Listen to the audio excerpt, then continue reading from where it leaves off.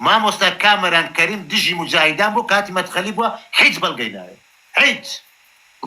أخذ جنابت معناه مطلقي قصير السبابة تأكيد مطلقي قصير سر دەکەم هەموو مەدخەلیەک بەڵێ بە تاکید کە دەڵێم دژی مجاهیدان بوو مانەوە نیە مجاهیدەکە ڕاستە و پیا و چاکە و بەرگی لەوان دەکەم من وەکو قسەوە ئاڵێم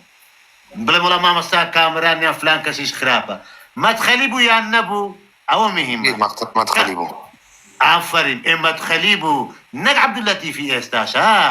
وەکو مامۆستا سیروان ئەشقەر بوو ئاگادار بن ئەو کاتی مدخلي بو صنف مدخلي هالربيع بن هذا المدخلياني بو تدقي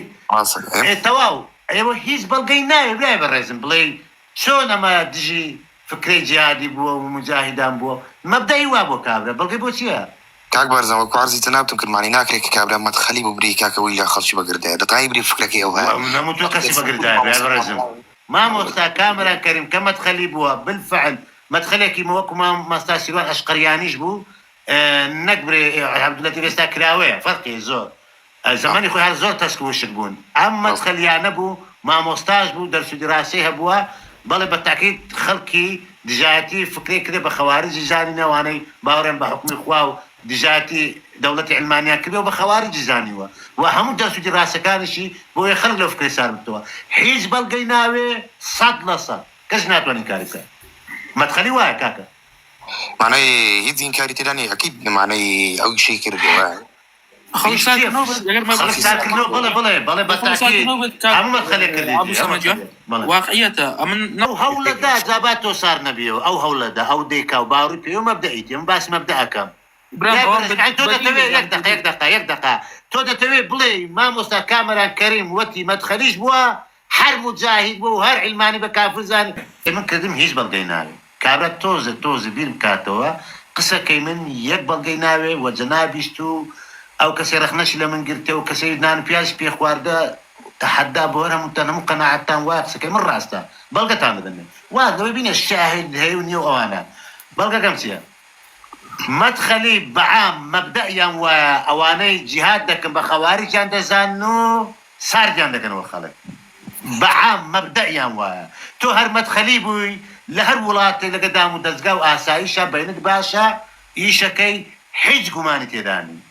کەسیش ناتوانین کاری بکە هەر مەدخەلی بووی ئیترە تو دەبیت دژایەتی ئەو ئەفکارانە بکەیت کە باش حکمی خوای دەکەن و دیان و جیهاد بکەن و لە ئەخیری و هەر کەسێکیش مەدخەلی بوو هەر کەسێک لەو کەسانە ببینی معالج ئاسایش بیان غێری ئاسایشی لە جادەی ببینی لایەنە مزگەوت ئەیگری و لەبەر خوش بی طبعا بە قەناعەتی خۆی پێی وایە لەبەر خوش بی دێ مشك دا شورته و دي خاطر سر من زكي خود اي بابا مخلك شيء بيت سلفي مدخلي هرم خلكانه بنا بيشتل كوات تقسكي من هيج بلقي ناوي تاتو بلي أكبر زان يكشف بيبري مدخلي هيك كي لقى سايش نبي يكشف عرض جنابتكم أما كدرين مرقي تساوي أخلاقية معناه يزمو العيد يكسر تساوي أخلاقية براست باشا أول زور السؤال جدا العيد ذاك باشا ك دريم العيد صار تساوي أخلاقية معناه شرط نية أتوهرم العيد تبدي ليكا كتو زينة لقى دوبي ماشا نا مبدأ فرقي نا زينة كردن فرقي مبدأ فرقي همو مبدأ مدخلي لمبدأ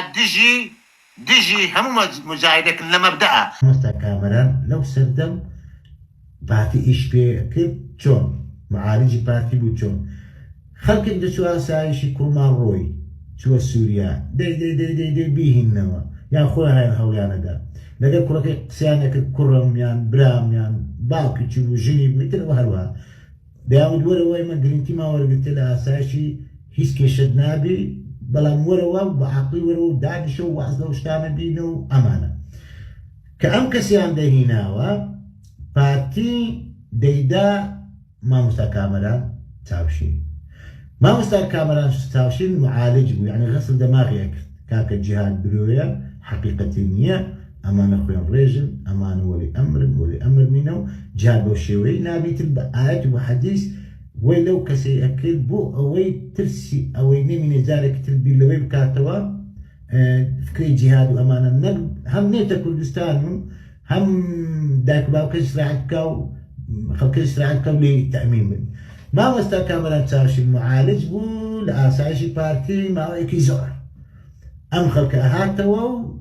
عقيدي جهادی لە مشکی کاڵە کردەوە و لەلایەندا ئەنا دەرسی پێگوت یعنی واجبیانە کرد ئەو خەڵکێکە هاتەوە بە واجبی لە باچوبای لای مامۆستا کامەران چاوشین تەوقیع ئەوە دابنیش ڕۆژانە دەرس بخینی تا مامۆستا کامەران ئۆکەی ئەدا دەوێت بڵێ ئەمە تەواو قەناعەتی کرد یان نەیک یان مایکی درێژیە کردەوە بەم شێوەیە خەڵکەکەیان تێگەیان کە جیهاد درۆیە و حیزبانە درۆیە و ئەمانە خوێنە ڕێژن دین ئەوهانیە و هەروەها